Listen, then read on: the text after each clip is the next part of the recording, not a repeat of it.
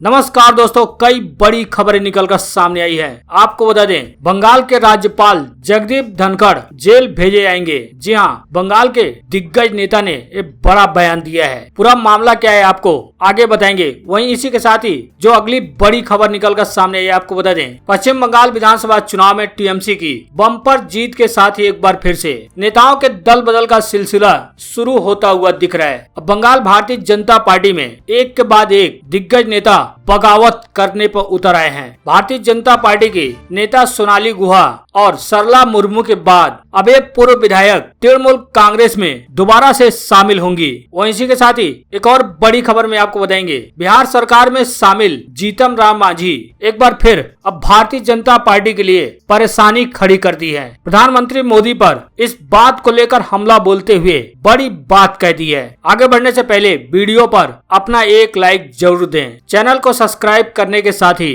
घंटी को बजाना बिल्कुल ना भूलें। जी आपको बता दें, बंगाल गवर्नर पद से हटने के बाद जगदीप धनखड़ को जेल भेजेंगे। टीएमसी सांसद ने बड़ा बयान दे दिया है। जी आपको बता दें, पश्चिम बंगाल के गवर्नर जगदीप धनखड़ और ममता बनर्जी सरकार के बीच टकराव एक बार फिर से बढ़ता जा रहा है। टीएमसी सांसद कल्याण बनर्जी ने गवर्नर को लेकर एक बड़ा बयान देते हुए लोगों से कहा है कि उनके खिलाफ केस दर्ज कराएं। यही नहीं, उन्होंने यानी कल्याण बनर्जी ने जगदीप धनखड़ को गवर्नर पद से हटने के बाद जेल भिजवाने की भी धमकी दे डाली है। टीएमसी सांसद ने कहा कि हम जानते हैं कि उनके खिलाफ हम आपराधिक केस दर्ज नहीं करा सकते। हम लोगों से अपील करते हैं कि उनके खिलाफ शिकायत दर्ज कराएं, जहां वह हिंसा और अपराध को बढ़ावा दे रहे हैं। टीएमसी सांसद ने गवर्नर को जेल भेजने की धमकी देते हुए कहा कि एक बार जब वो पद से हट जाएंगे तो लोगों की शिकायत के आधार पर उन पर एक्शन लिया जाएगा। कल्याण बनर्जी ने कहा कि उन्हें उसी प्रेसिडेंसी जेल में रखा जाएगा जहां पर नारदा स्कैम के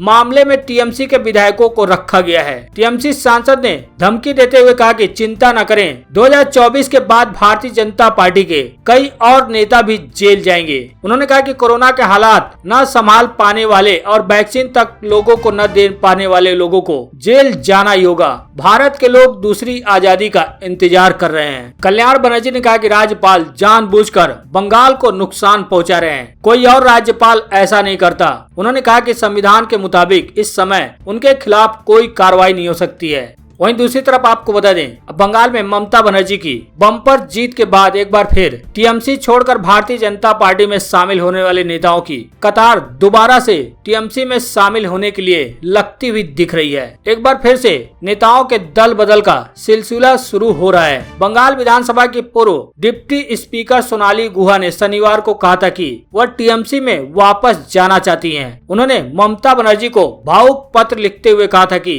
जिस तरह से जल बिन मछली नहीं रह सकती है, उस तरह से दीदी मैं आपके बिना नहीं रह सकती हूँ। अब टीएमसी छोड़ भारतीय जनता पार्टी में शामिल होने वाले दो और नेताओं ने ममता बनर्जी के पाले में यानी टीएमसी में शामिल होने की बात कही है। सोनाली गुहा के बाद मालदा जिला परिषद की सदस्य सरला मुर्मू का कहना है कि उन्हें अपनी गलती का एहसास हो गया है। उन्होंने कहा कि उनका टीएमसी छोड़ना सबसे बड़ी गलती है और वो अब एक बार फिर से टीएमसी में वापस आना चाहती हैं। लेकिन इन दो नेताओं के अलावा भी उत्तर दिनाजपुर से पूर्व विधायक अमोल आचार्य ने भी टीएमसी में वापसी की बात कही है। आचार्य का कहना है कि टीएमसी के सीनियर नेताओं के खिलाफ सीबीआई की कार्रवाई गलत है और इस वजह से ही वह भारतीय जनता पार्टी छोड़ना चाहती हैं। आपको बता दें, सोनाली गुहा 4 बार की विधायक रह चुकी हैं और पूर्व में डिप्टी स्पीकर भी रह चुकी हैं। लेकिन अब टीएमसी की भारी जीत के बाद ये सभी नेता एक के बाद एक दोबारा से टीएमसी में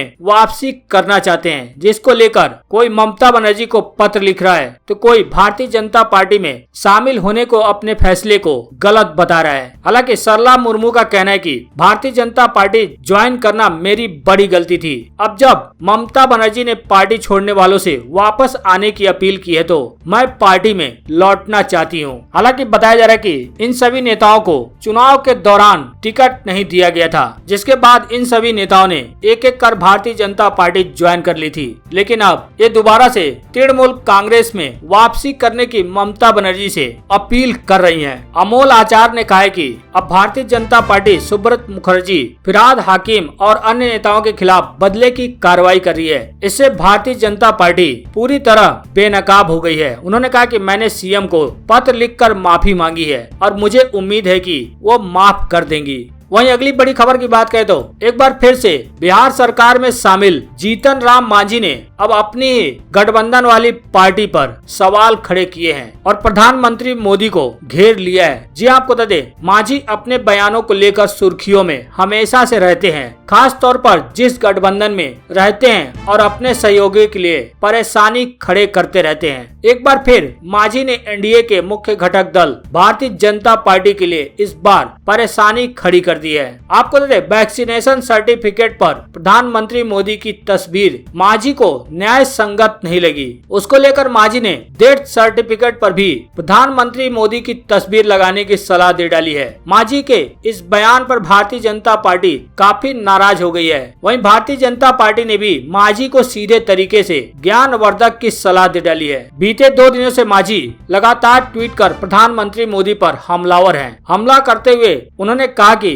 कोवैक्सीन के दूसरे डोज के उपरांत मुझे प्रमाण पत्र दिया गया जिसमें प्रधानमंत्री की तस्वीर लगी है। देश में संवैधानिक संस्थाओं के सर्वे सर्वा राष्ट्रपति हैं, इस नाते उसमें राष्ट्रपति की तस्वीर होनी चाहिए। वैसे तस्वीर ही नहीं लगनी चाहिए तो राष्ट्रपति के अलावा प्रधानमंत्री और स्थानीय सीएम की भी तस्वीर हो। मांझी यही नहीं रुके, दूसरे दिन उनके तेवर और भी तल्ख हो गए। मांझी ने ट्वीट कर फिर पीएम मोदी पर हमला बोला। मांझी ने कहा कि वैक्सीन के सर्टिफिकेट पर यदि तस्वीर लगाने का इतना ही शौक है तो कोरोना से हो रही मृत्यु के डेथ सर्टिफिकेट पर भी तस्वीर लगाई जाए, यही न्याय संगत होगा। अब मांझी के इस बयान का कांग्रेस और आरजेडी ने खुलकर समर्थन किया है। कांग्रेस प्रवक्ता आनंद माधव ने मांझी को वरिष्ठ अनुभवी नेता बताया, तो वहीं आरजेडी नेता विजय प्रकाश ने कहा कि मांझी जी का बयान बिल्कुल सही है, उनके बयान का हम समर्थन करते हैं। ये आपदा का समय है, आपदा में अवसर मिला है, प्रधानमंत्री सरकार के लोगों को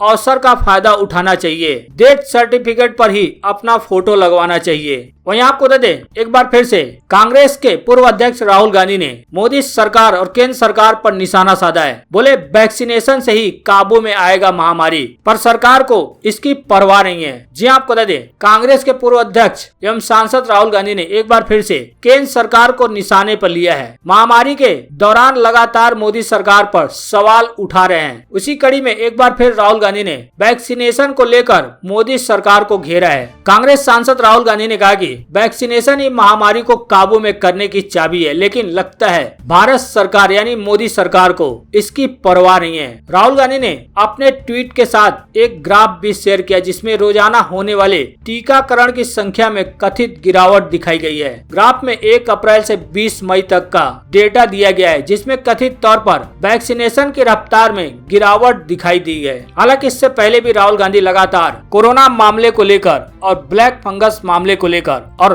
गंगा में बहते शवों को लेकर योगी एवं मोदी सरकार पर हमले कर रहे हैं। हालांकि कांग्रेस के कई दिग्गज नेता भी कोरोना मामले को लेकर लगातार मोदी सरकार पर हमलावर हैं। वहीं आपको बता दें, किसान आंदोलन को 26 मई को 6 महीने पूरे हो जाएंगे, लेकिन हरियाणा से एक बड़ा मामला सामने आया है। हरियाणा किसानों का बीजेपी जेजेपी के खिलाफ अनोखा फरमान जारी किया गया है। हरियाणा के जिन जिले में किसानों ने एक अनोखा फैसला सुनाया जिसे हर कोई सुनकर हैरान है। जी आपको बता दें, जिले के खटखड़ टोल पर सैकड़ों किसानों की मौजूदगी में यह फैसला लिया गया कि किसान भारतीय जनता पार्टी और जेजेपी से संबंध रखने वाले लोगों के परिवार के साथ भी रिश्ता नहीं करेंगे। वो न ही अपने लड़के की शादी उस परिवार में करेंगे और न ही अपने लड़कियों की शादी उस परिवार में करेंगे। हालांकि आपको बता दें, किसान आंदोलन के चलते भारतीय जनता पार्टी और जेजेपी के नेताओं का कार्यक्रम में आने पर पहले ही विरोध करने का फरमान सुनाया जा चुका है। अब किसानों ने बीजेपी और जेजेपी को लेकर ये अनोखा फैसला सुना दिया है।